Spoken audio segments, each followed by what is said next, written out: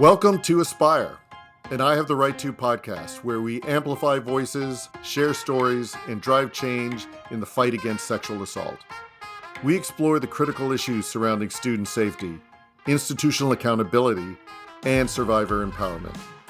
In every episode, our goal is to provide insightful conversations with survivors, experts, educators, and advocates, giving you, our listener, valuable information, resources, and actionable steps to create safer environments and cultivate a culture of respect and consent. Well, many thanks, Hugh and Gabriel. It is great to be back with you for another podcast. Hello, everyone. My name is Alex Prout, co-founder of I Have the Right To. I Have the Right To is a nonprofit organization established to support survivors of sexual violence, raise awareness on this topic, and to provide education and support throughout our school systems. I want to dive into a particularly, I think, important topic this week for discussion. And we want to talk about fatherhood. What does fatherhood mean in terms of our development of our own versions of masculinity and the impact of traditions of related to fatherhood and family, and how that helps us, how it might establish norms that we need to work our ways through. But I think Hugh and Gabriel, I'm really looking forward to a conversation on this topic and would love to start off with you guys in terms of just understanding when even I say the term fatherhood or father, what does that mean to you? What emotions are conveyed? Well, for me, I think one thing comes to mind straight away. I think that fathers have the single greatest impact on masculinity that one person can have, because fathers are your first male role models, especially when you're so young and so malleable. Whatever he does, you'll look up to. And so those traits of the socially constructed masculinity that is often generational, that is what often many children inherit at such a young age, because they have that socially constructed masculinity that is passed down from generations upon generations. But that's why it's so important to teach kids about aspirational masculinity at a young age, so this trend can stop continuing. So before we get to you, Hugh, you mentioned something which I think is very important, Gabriel, and I'd like to go a little bit more deeply on. In terms of, you talked about socially constructed masculinity. And, to refresh our viewers, socially constructed masculinity means what society has defined as what it means to be a man. It might not represent the wholeness of our being, but for example, society tells us as men, the one emotion that we're allowed to show without anyone questioning us is anger, right? But if we show any other emotions such as sadness or vulnerabilities, it could be perceived as weakness, which is not, quote unquote, sort of manly. But, you talked about something that I'd like to get both of yours view on in terms of what forms of tradition, whether it's through your own experience or your insights, promote unhealthy, socially constructed masculinity. I can start off with that. I think that the main tradition that I see that promotes the socially constructed masculinity is kind of the gender roles, splitting the work that the mother does for the family and that the father does for the family. So in a traditional sense, the mother is seen as the nurturer who raises the kids, looks after the house, and the father is seen as the provider and protector. And I think that just in that sense, focusing on the father, I think that responsibility of the provider and the protector, specifically the protector, kind of forces you to keep a stern attitude. You're protecting kind of your creations in the world, your kids, and your wife as well. And I think, like Alex mentioned, anger is the only acceptable emotion for people following the socially constructed masculinity ideal. that is completely shown through that provider and protector role. Your father is really your greatest role model. So if you see him in that anger and kind of stern attitude, you'll follow after that, and the tradition will keep on going. And that's how traditions have continued for centuries, is that one person's father is the provider and the protector. They see that and they take that responsibility and apply it to when they have kids. And so it's just important to recognize that men can show emotions and that they're not, constricted to that one role as provider and protector. And that's what we're trying to fix in our society. The idea of the father being the protector, like you touched on, is crucial because this idea that fathers are supposed to be the protector really creates that armor that we talked about in the previous episode about how fathers and just males have to develop this armor about not showing emotions. And as the protector and as the provider, they have that armor up to not really show emotions. So even let's say if times are tight or money's tight or there's some issue, but since they're the provider and they're the protector, they're not really allowed to show any emotion because of that armor that they built up. So that has to hold them from showing those emotions because they don't want to scare anyone else in the family. So there's kind of this tradition that's built up that the father is always supposed to be that like solid rock that's always confident and has that armor. So if the armor is not there because they're supposed to be the protector, then it's might harm the other people in the family. As you guys were saying that, even though my role now today is a dad of three wonderful girls, I couldn't help but going back to thinking about my own father. And when you mentioned, both of you guys mentioned that armor, that fathers or dads in the roles as the provider protector, that was a serious role that, especially, back in the day when I was young and thinking about my own dad, he was very stoic, a man of few words. And, the one thing that I kept on thinking of was, what did that armor prevent me from knowing about my own dad? Right? And that actually makes me sad to think that my own father had to have armor and protection on. And it wasn't to protect him from the outside world or me, like we talked in the last episode, is protect him from his own emotions. But, I think too many people in our society can say, or won't be able to answer the question, did you really know who your father was? And that's something that actually has impacted me in terms of my style as a dad, because I want my kids, after I leave, to actually know who I was as a person, the whole person.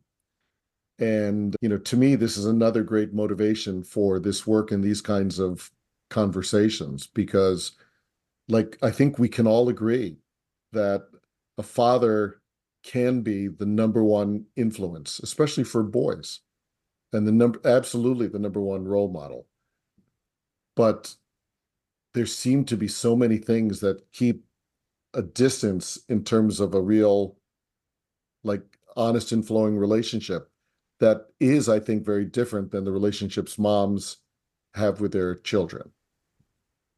So, yeah, you've already got me thinking deep into a hole here now. And I'll just pivot on to something else. I think that one of the reasons why this socially constructed masculinity has been so hard to change is because, as what I mentioned earlier, it's generational. And it can't be something that's changed in a second. Now every son that's being raised is now has this idea of aspirational masculinity because it just doesn't work like that. But I think over time, as our generation kind of speaks out more about this and tries to change things, it'll slowly happen over time that now when we become fathers and dads to our kids, that we kind of now enforce or teach our kids this idea of aspirational masculinity instead of socially constructed masculinity. But some dads will still have this idea of socially constructed masculinity, but that number will just be fewer and less, and it'll continue to grow smaller and smaller over generations. And that can only happen when we teach even our own fathers or spread it around to our friends about aspirational masculinity and why it's so crucial to kind of sustain this idea instead of reverting back to socially constructed masculinity and the traditions that are in place. I'd like to jump in and also say that I completely agree with that. And the generational aspect is really interesting because kind of going back to our last podcast, I think that it's important to know that one person can spark change, and that in this sense, it's one generation that sparks change. So that kind of you continuing this tradition, if you're a father or even a kid looking up to someone, who might be like Alex's father in a sense, kind of stern and has that armor on, you are continuing that tradition. And I think it's important to recognize that the tradition doesn't help anyone. It just kind of closes off people's relationships with their fathers. And I really think I really am appreciative of Alex sharing, because I think it kind of gives a perspective on this in later years, and it shows the regret that he feels about, not having that relationship with his father. And it just kind of shuts you off from knowing who your father really is. And I think if you are the person that switches that role, it's going to create the domino effect for generations. And eventually, we'll live in a society where all fathers and sons and daughters are open with each other. So, I think that's really important to recognize that one person sparks change. Well, that whole thing is what you both have said is extremely inspiring to me, to think that two teenage young men on this podcast feel like you can start a change here. And the other thing that I think is very cool is that young people can teach us older folks some things, right? If we open ourselves up to that, right? And you guys are preaching a lot of wisdom, and these norms, these traditions, no one is quote unquote tearing them down, but not everything that worked before works now, right?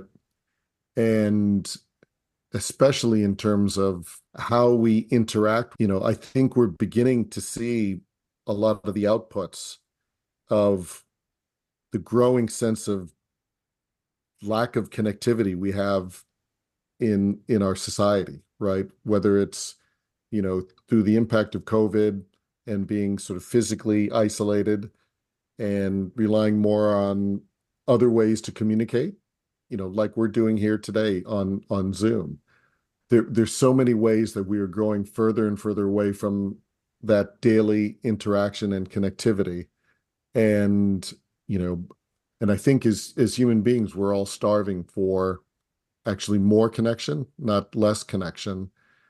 And if we have connection, then we want that connection to be quality connection, right? Not someone role playing, right?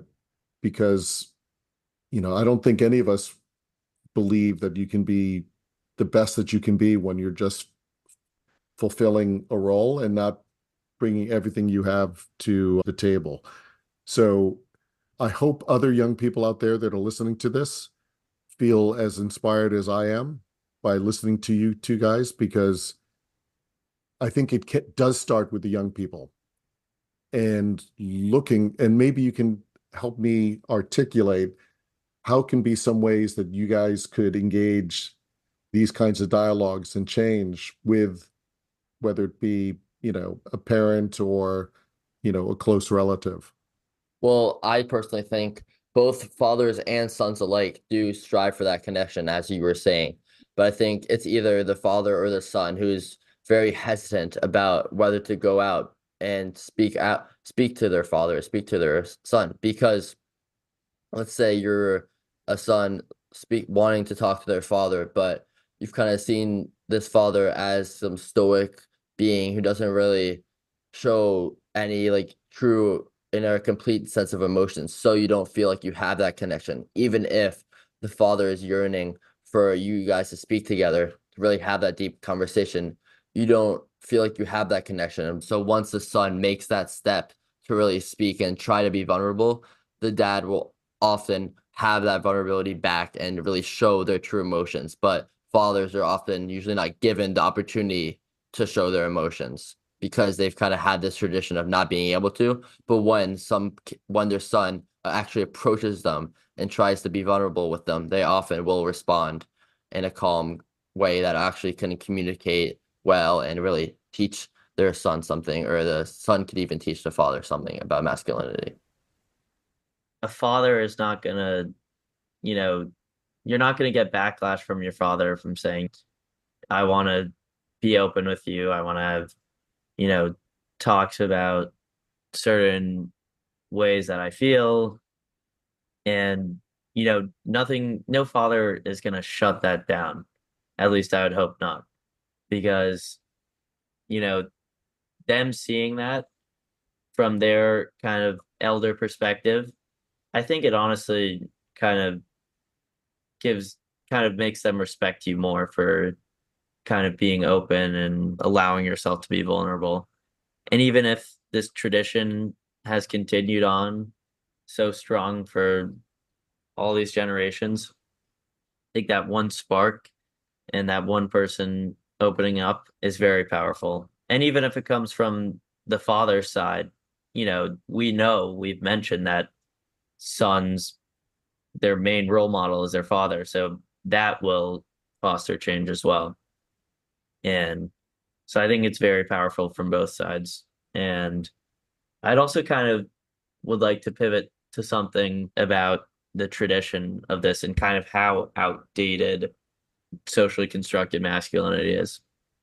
So if we look back to kind of when the world started or when Neanderthals and in that era, I think if you think about it, that tradition of protector and provider has been carried on since then. And I don't know how that hasn't changed in, you know, 2000 years. And we've seen the world change. We've seen industrialization. We've seen a global pandemic. We've seen all sorts of stuff. But I don't know how that one tradition has not been broken and how, we're still following that caveman tradition, even though people will constantly make fun of cavemen for how stupid they are. So, I think that that's important to recognize. And just a thought to put in the back of your mind, just, you know, how has the world changed? But this hasn't. I'm very optimistic that we can change this in the future. So what ways could we bring change? What are some tips or ways, Gabriel, you were beginning to get along those lines? I think the beauty of this is it is going to be a two-way street, right? There are going to be hopefully opportunities for fathers listening to this to initiate some time with their child, right? Whether it be a son or a daughter. I think it's important. Quality time is important overall. But I do think so many times we fulfill these tropes of what a young man is supposed to be versus a young daughter. Always, if my daughters hurt themselves, skin their knees, I bring them on my lap and comfort them. I don't know. I hope I would do the same for a son, but I know there are those tropes out there of saying, to a son, just, suck it up. Boys don't cry. And again, I'm not the father of a son, but I can think back to a child that would hurt me. You sort of question and say, you know, this would teach me that I'm not supposed to show weakness. And God help me if I cried again, because I'd really be considered a wimp, right? And we have all these terms in our society: man up, boys don't cry, suck it up, and if I look at it that way, it seems like in many ways there's a double standard set up. And to your point about the caveman, that have been kept things from evolving. But what are some of the tips you guys might think of to tell your peers out there who are starving for that connectivity? Well, How to best initiate that? I think one of the main things that obviously it will start with our generation because we're that young generation that hasn't yet become fathers and has opportunity to learn before they become fathers.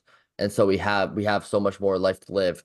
So there is so much more opportunity of growth. But I think, as you were saying, it's not just a one-way street. It's definitely a two-way street because it's good if all of the people in our generation think this way, but it's very important that change is also amongst fathers and amongst the older generations because that change is also crucial. When fathers who are much older but have that wisdom and they also think like that, that is the change that's needed as well because it can't just once it starts from the bottom up, yes, it'll start from the bottom up, but we need that growth also at the higher end who the people who have more of that power to really change amongst the older generation. And I think once change spreads at the older generations, that it'll just spread like a wildfire, and aspirational masculinity will be the normal type of masculinity that people refer to instead of this socially constructed masculinity that's been happening for decades. Yeah. And I think that, just hearing those terms like man up and, you know, suck it up kind of just really you think back to experiences, at least I do, where I've heard that and kind of reflecting on it, how stupid it is in the moment and how it shuts off that connection or connectivity really for no reason because there is room for growth there. And you saying man up, suck it up, it's kind of saying, put your armor back on. And it just shuts off that connection between whether it be a father and a son or another relationship. And I think just if you hear someone say that, you know, I think just continue to be open. And at that point, I think they'll respect you more Yep. because you've broken that armor at that point. And I love this analogy of armor because I could see in some cases the importance of being aware when you're outside of the safety of your home to, be more cautious. But you're talking about the most intimate of relationships, right? The relationship between a father and a son. And really, in that situation, is armor necessary, right? And again, you've got me traveling back, 50 years to thinking about my childhood. And, one thing that I remember most, the number one memory I have of my father was when one of my siblings, I won't name them because they will call me after the podcast, tripped me from behind when I was about 6 years old. I was running in my apartment in New York. I tripped and I hit the top of my head on a corner of this plaster wall and split my head open. And we needed to go to the emergency room, and both my parents came with me. And I have to think because I was bleeding, my mom said, I'm not going in with him. My dad did, which was a little bit out of character. My dad went in with me. I had a piece of paper over my head. I could see the bright light through the paper, and my dad was holding my hand. He wasn't saying anything, but he was holding my hand. And I can still remember what that felt like, how safe I felt, how loved I felt. And it is one of the memories that always makes me feel strongly connected with my father. But, do you notice there weren't, there weren't words said, so it wasn't necessary, but just I think that represents, number one, how starving for that connectivity you are and how meaningful it is that I remember wishing that I had more of those memories to fall back on, because it does help as a father today to look back and say, what could I take from that in order to learn how to be the best father possible? Those little things stick with you your whole life. And for me, from my experience, I can remember back to when my dad would kind of sometimes come home a bit late, and he would, as soon as I was going to go to bed, he would read me a book or sing me a song. And, that sticks with you, whether it was, I'm 17 now. I was probably like 6 or 7 back then, 10 or 11 years ago, and it's still with me. And that kind of shows you, how strong having that connection is. The fact that those little memories stick with you over everything. So let me jump in and ask you a real sappy, Yeah. question, because I actually wish I had an opportunity to tell my dad before he passed how much that simple little thing meant to me. Like if I had the ability, the words more in that moment to express that, maybe that would have helped open up more of those connections like we were talking about before. So question, have you ever told your dad something like that at a quiet moment? You know, I actually haven't thinking back on it. And I think I've been very open with my dad about a lot of things, and I'm grateful for that. But I do think that, he should know that, because it's really those little things and you just don't forget them. And I think that him knowing that would realize that that connection is really strong.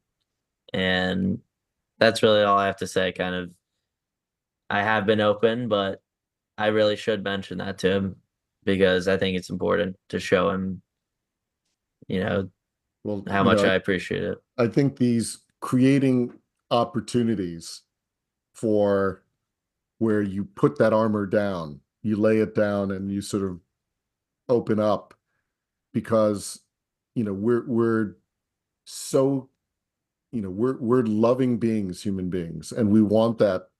We feed and thrive off of that connection. All the data research says it. We know how we feel when we're connected with good friends or a partner. So, and practicing this from a young age, right, can do nothing but good in terms of reinforcing taking risks and getting that sort of feedback.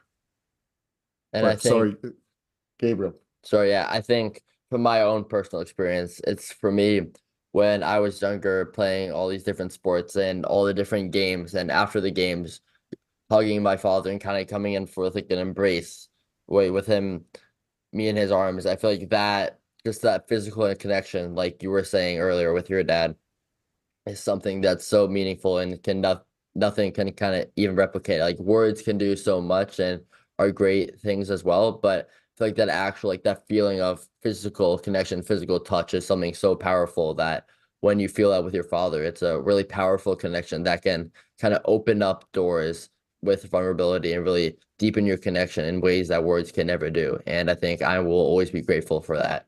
I think that's one way that you can, if you have a relationship with your father that's maybe he's a little more stoic and you don't really feel that you can connect as well, I think trying to open it up with like a hug or I don't know, some type of embrace, trying to use some physical connection to open up that kind of conversation and that relationship Mhm. can be one thing that's really successful and really helpful in Yeah. many ways. I think one of the main ways that I've connected with my dad over the years is surfing. And he's always been kind of a surf rat, if you could say. Kind of really addicted to surfing since his teenage years, and he's laid that on me a little, but not as much as, I haven't gotten this surf bug as much as he had it when he was my age.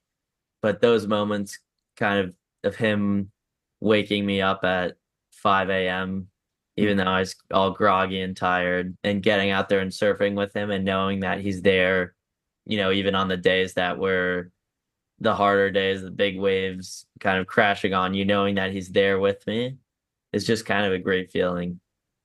And I Right. think that is just shows me that, you know, I love my connection with my dad, and I think it's important that everybody has a connection with their dad because it's really powerful. I was just smiling at those memories and, Yep. kind of felt comfortable in Hmm. those. Yeah. Well, I think, we've covered a lot of ground about the importance of a relationship with a father or a father figure, right? And great suggestions in terms of how to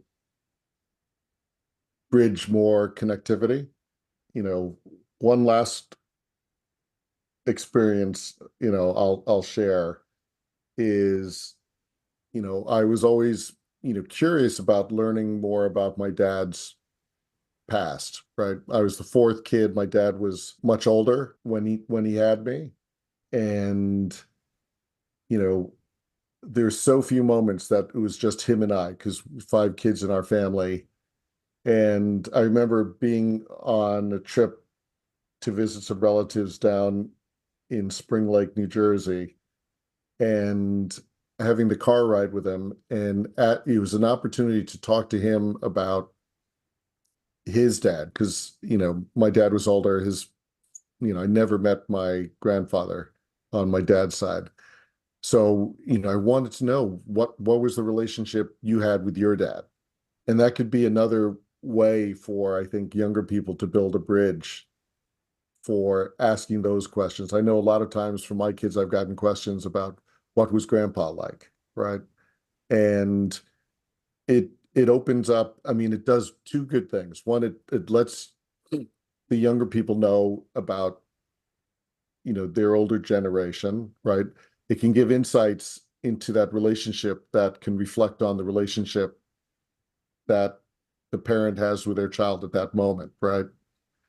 And it's also a moment for the adult to reflect, to say, wow, maybe there's some things I can improve this time around, right? Like, I want to be around more, or I want to make sure that I have this carved out time with them, or it can be many different things. But it does sound like they're important to all of us. And these are lifelong impacts, right? Those are, I think, some, great things that we've just discussed. And I know we've been talking a lot about how the children can bridge the gap to their fathers, but how do you think, as a father yourself, that the father could bridge the gap to the sons, and what ways could they do that? Wow. So again, here, a lot of times, I've three children. My youngest just went off to college, so I'm filled with anxiety having an empty home for the first time in 28 years. I wish I could have a redo. Like a lot of people say, God, I wish I knew what I know now and could do college again, because I would do it very differently. I think the same thing goes for anyone that is a parent, because, you're learning on the go, right? You're someone that's young and free. You meet someone that you've fallen in love with, and then all of a sudden you have a little miracle if you're blessed and you have a child. And then there's this holy bleep moment where you're saying, what do we do? And, I felt a lot of the tropes that we were talking about earlier about being provider and protector. And, you know, and that trope carried through until about 11 years ago, right? When my daughter was sexually assaulted. And I can remember as if it was yesterday when my wife called me with the news that Jessie had been raped at school. And I had this, what I refer to now as this quote unquote manly response, right? Uh, My I screamed as loud as I've ever screamed before in my life. It was just like a rage-filled, scream. Never replicated that. I don't think I would be capable of replicating it again. And my next reaction, what do you think it was?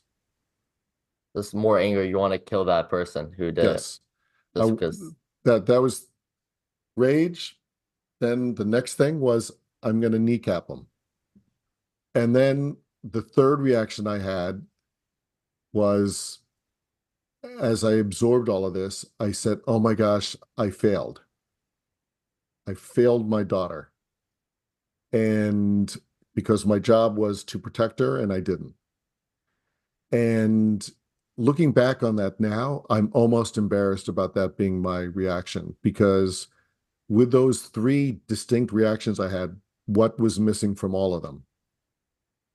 Empathy for your daughter, just My, having yeah, that my, be the first yeah, my reaction. daughter. Yes. Hmm. So once I stepped back and said that, realized that, which was not that long after, I it was like this thing that you wake up from. I was like, and now that I think about it with all of our discussions about armor, I felt like, holy shit, I have this stuff that I need to shed. I need to physically rip this stuff off of me because it's preventing me from being a real father, a real good person to my daughter. And, the shame that I felt afterwards, realizing my first thought wasn't the well-being of my daughter. It was anger, it was revenge, and it was I failed, right? So me centered. And the reality is I love my daughter, love my family, and my only concern was her well-being, right? That as soon as I stripped everything away, that manly armor, that's what I got down to. And once you actually take it off, it is unbelievably liberating.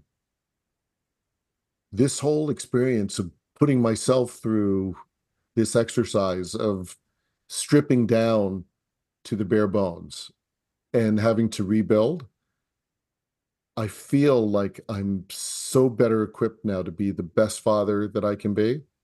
And I've worked really hard at that over the last 10 years to be the best husband and partner I can be and friend to my wife, to be the best advocate that I can be to support other people out there, and to try to be the best example to other young men, out there. And as you guys have learned, I'm not shy about talking about a lot of sensitive, vulnerable things.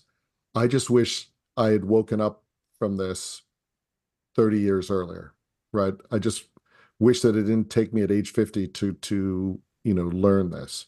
But that's why we're, all together here having these difficult conversations. Thank you so much for sharing. Yeah. And I just think, just going off that, as you were saying, how your first reaction was kind of this anger. I think people, when they first try to have this aspirational masculinity and become the aspirational man, it's not going to be one quick step. It's not going to be like, okay, now you never have anger. You still are going to have anger, and sometimes that will be the first emotion. But the one thing that you can do to change this socially constructed masculinity from continuing this tradition is realizing that your first emotion was anger and then changing that and reverting it in your head and your brain and saying, no, that's not the first thing to do. The first thing is to care for my family and have empathy. So once you kind of change that switch in your brain, it'll take time, but once you continually do that, that's how you can switch to being this aspirational man. I think, yeah, I completely agree. And I really appreciate or I'd love to kind of imagine the image of your armor shedding just in that moment and that realization, like, you know, why is this all about me? And, you know, I'm the protector, me. But then at that point, you realize, this is about my family. This is not about me. This is about my daughter. And I think that's a really important, I think it's a really kind of touching story because I think it shows all of us that we need to show empathy and that we need to show forms of connection between our sons and daughters and our fathers and mothers. And I think that, you know, I just like to say I really appreciate that image of the armor shedding. And I think that that was an amazing story to hear, honestly. Well, thanks for those words. I at the moment I didn't feel amazing at all, and I don't feel amazing right now. I feel real. I feel more human. And you guys really like did something to me in the last podcast with talking about the armor that keeps our emotions in. When you live for so many years with things trapped, it's not a healthy situation. You know, in our wholeness, we have such a wide range of emotions. And if we're only allowed to let those emotions out through the anger hole, you know, pressure is going to build. And that's why I think we have, you know, these explosions of violence in our society. And the reality is we just as human beings need love, understanding, support. And you know, the skill sets there are not the skill sets that fall into that definition of the quote unquote real man, right? Someone who's sensitive, vulnerable, empathetic, shows emotions, is caring, is loving. You know, those are sort of almost antithetical to, for, you know, the Andrew Tate definition of masculinity, right? And but we need to have more role models for our young men. And, you know, I'm not past my expiration date yet, but I'm definitely past the quote unquote prime. But I am so excited to work with you two and getting the word out to other students, other young people about the importance of getting in touch with your wholeness. And let me throw that question at you guys now.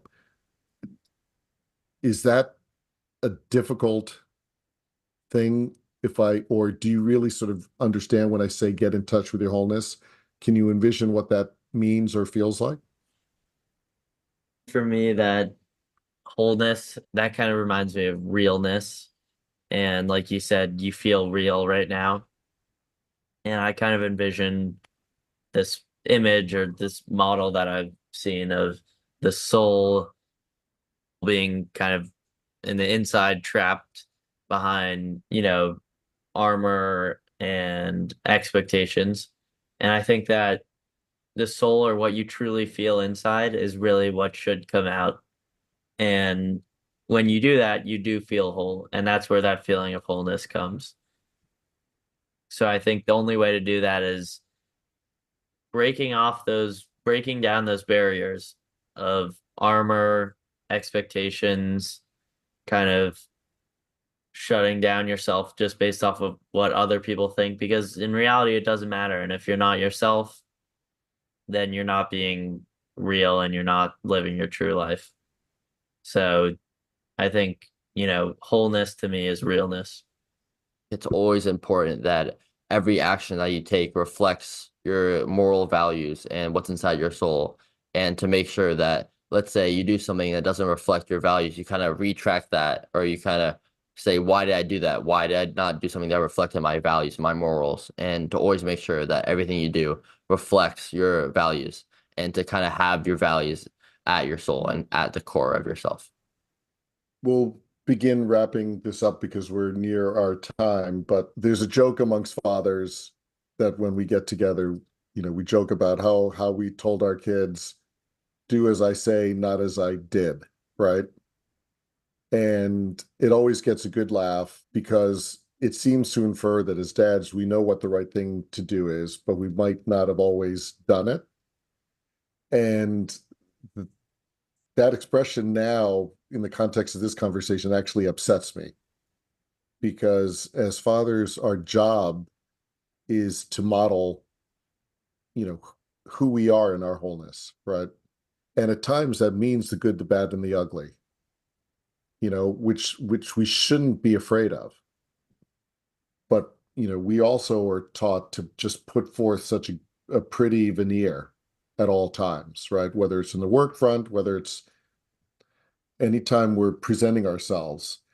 And unfortunately, I don't think that can help but permeate the relationship between father and son as well, right? Well, I think it's important that both the father and the son both communicate this open idea of masculinity and kind of being vulnerable with each other. And when you guys, both people in the relationship, have this vulnerability and have this openness, that's when this true model of positive and aspirational masculinity can come forth.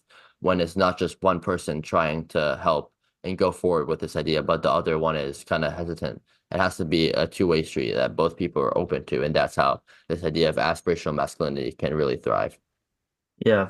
And I was thinking basically the same thing. It comes from both sides, and but it does start with one. So when one street opens up, the other does too. And I think that's very important to recognize. I think that applies to many concepts of life, as like we were talking about in our podcast before, that one person that speaks up changes the world. And in this case, it's that one person that speaks up in the relationship, that one person that opens themselves up will open that other street up, if we're thinking about this as a two-way street. And so I think it's important to recognize that. And it has to come from both sides. And when it does come from one side, the other will come as well. Thank you so much for listening. Like and subscribe to the podcast on all platforms. And if you enjoyed today's episode, please give us a 5-star rating and tell your friends about Aspire. Follow us on social media at I Have the Right To. Learn more about our student and executive programming at our website at ihavetherightto.org.